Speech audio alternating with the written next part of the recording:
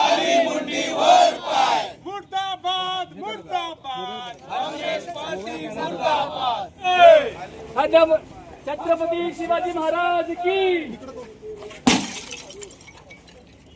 धिक्कार असो, धिक्कार असो, धिक्कार असो. हर्षवर्धन सपकाळचं करायचं काय? खाली मुंडीवर पाय. अडप झडप काँग्रेस हटव. अडप झडप. कशा पद्धतीचं आंदोलन आहे, कशा पद्धतीचा हा निषेध? कालचा दिवस हा पूर्ण महाराष्ट्रासाठी मान खाली घालण्यासारखा होता. हर्षवर्धन सपकाळ सारख्या काँग्रेसच्या प्रदेशाध्यक्षांनी जे विचार मांडले, जे वक्तव्य केलं, त्याचा सर्वप्रथम मी निषेध करतो. हा देश शिवछत्रपती शिवाजी महाराजांच्या विचारावर चालतो आणि त्यांची तुलना कुठल्या तरी फालतू टिपू सुलतान बरोबर जर करत असतील तर याचा आम्ही सर्वप्रथम या गोष्टीचा धिक्कार करतो.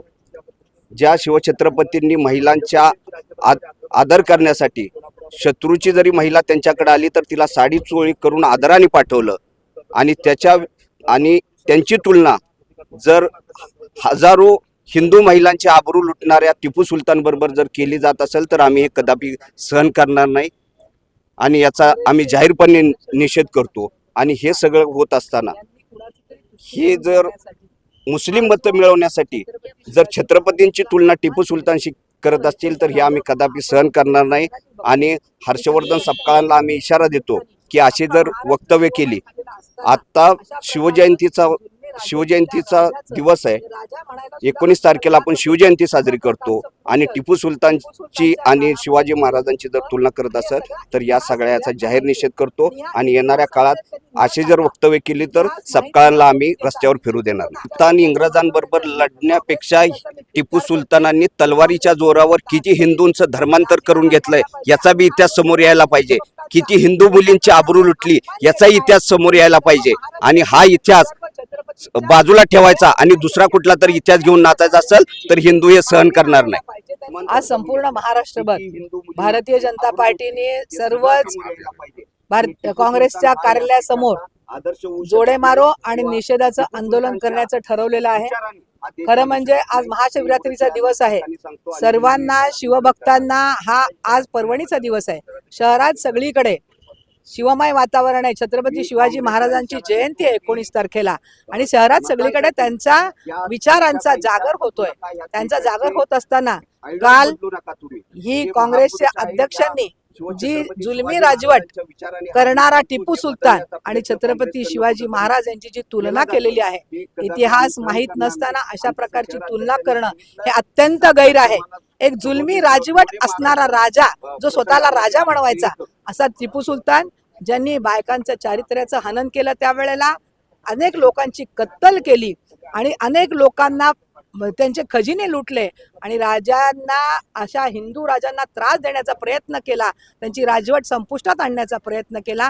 अशा राजाबरोबर जे छत्रपती या देशामध्ये महिलांना आदर करतात, त्यांच्या राज्यामध्ये कुणाचाही अनादर केला नाही, रयतेचं राज्य ज्याला आपण म्हणू, अशा प्रकारचे छत्रपती शिवाजी महाराज होते. त्यांचा इतिहास आपल्या सगळ्यांना माहिती आहे आणि अशा इतिहासामध्ये न जाता त्यांची तुलना करणं हे अत्यंत अयोग्य आणि निषेधार्ह आहे असं मला वाटतं.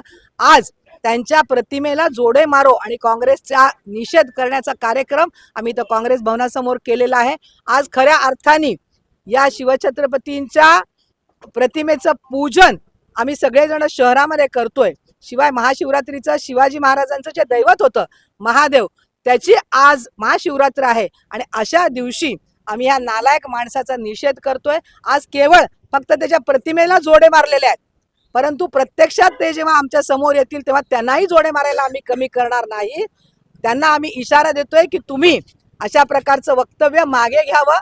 तुम्ही हे जाहीर सगळ्या शिवभक्तांची आणि शिवाजी महाराजांवर प्रेम करणाऱ्या हिंदू समाजाची जाहीर माफी मागावी. नाही तर तिथे येऊन सुद्धा आम्ही तुम्हाला जोडे मारायला कमी करणार नाही. हा इशारा समजने वालों का इशारा काफी आहे. भारतीय जनता पार्टीचे अध्यक्ष म्हणून त्यांचा निषेध करते आणि त्यांनी जाहीर माफी मागावं असं त्यांना आवाहन करते. बघा, संविधानामध्ये त्यांचा फोटो असणं आणि त्याच्यामध्ये त्यावेळच्या काळामध्ये जे संविधान लिहिलं गेलं त्यावेळेला त्यांचा फोटो त्यांच्याबरोबर कदाचित असेलही.